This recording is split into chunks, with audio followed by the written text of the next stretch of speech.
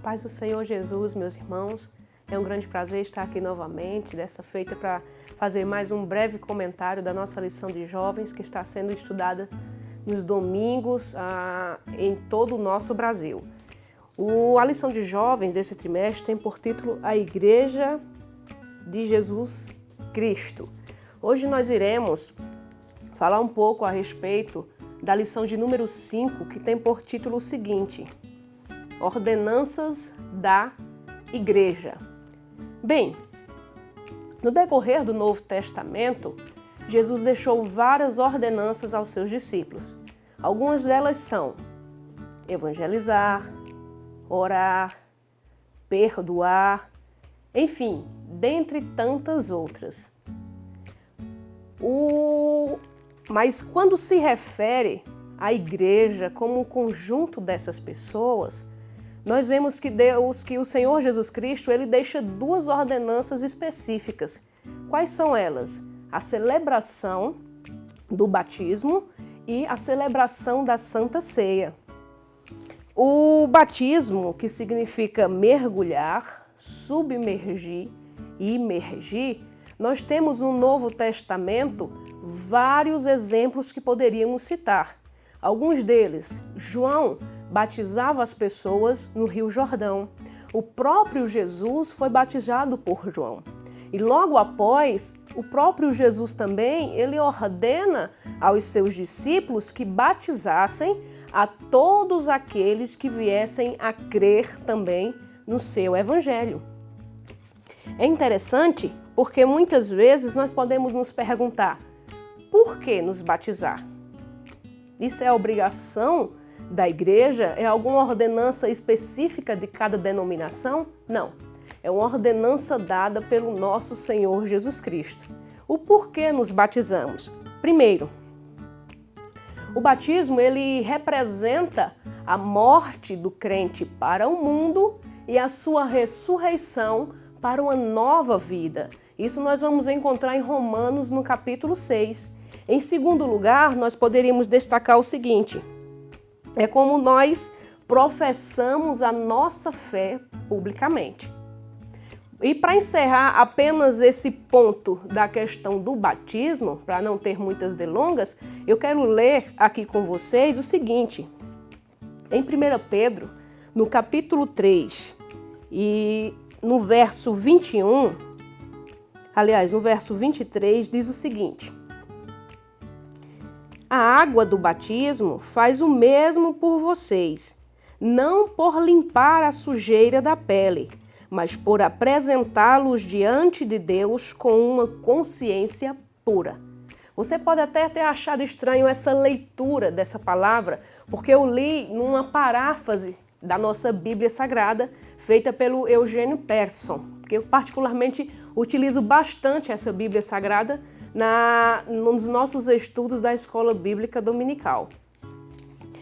E o segundo ponto, a segunda ordenança a ser feita pelo nosso Senhor Jesus Cristo é a Santa Ceia do Senhor. É interessante porque a Santa Ceia do Senhor, ela teve origem no último jantar, na última reunião que Jesus Cristo teve com seus discípulos, momentos antes de ser crucificado. Mas o porquê participarmos ainda hoje da Santa Ceia? Primeiro, ela representa a continuidade da nossa comunhão com o nosso Senhor Jesus Cristo. E o segundo ponto, ela representa a lembrança do sacrifício vicário de Cristo na cruz do Calvário pelos meus e pelos seus pecados.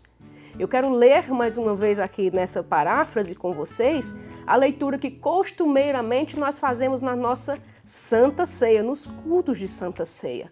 Só que você vai ver que nessa paráfrase aqui, ela vai demonstrar de uma maneira bastante clara e já explicativa o que é a Santa Ceia do Senhor e qual realmente é o significado dela hoje para nós.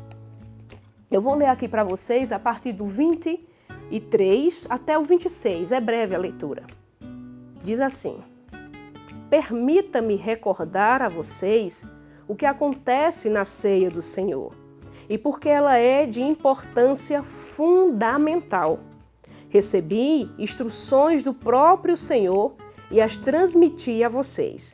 O Senhor Jesus, na noite em que foi traído, tomou o pão e, depois de dar graças, ele partiu e disse: Isto é o meu pão, é o meu corpo, que é partido por vós.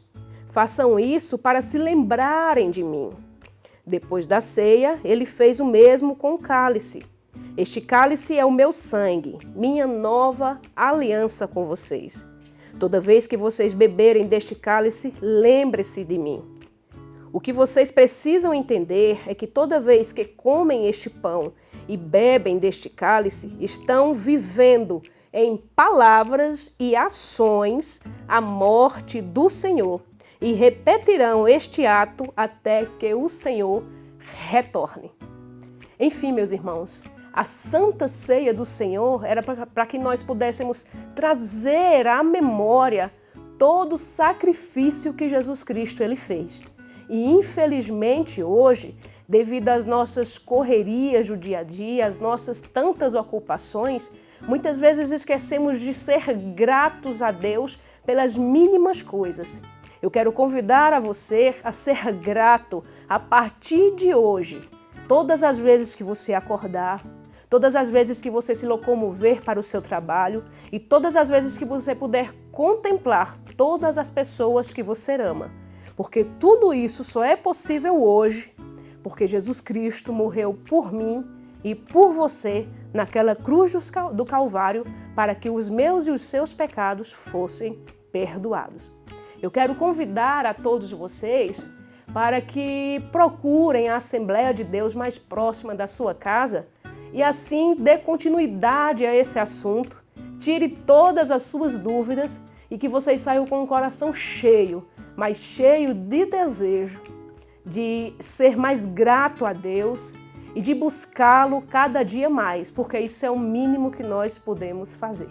Que Deus os abençoe, que as bênçãos do Senhor sejam sempre sobre vocês e que vocês estejam sempre habitando e sejam sempre guardados debaixo da potente mão do Senhor.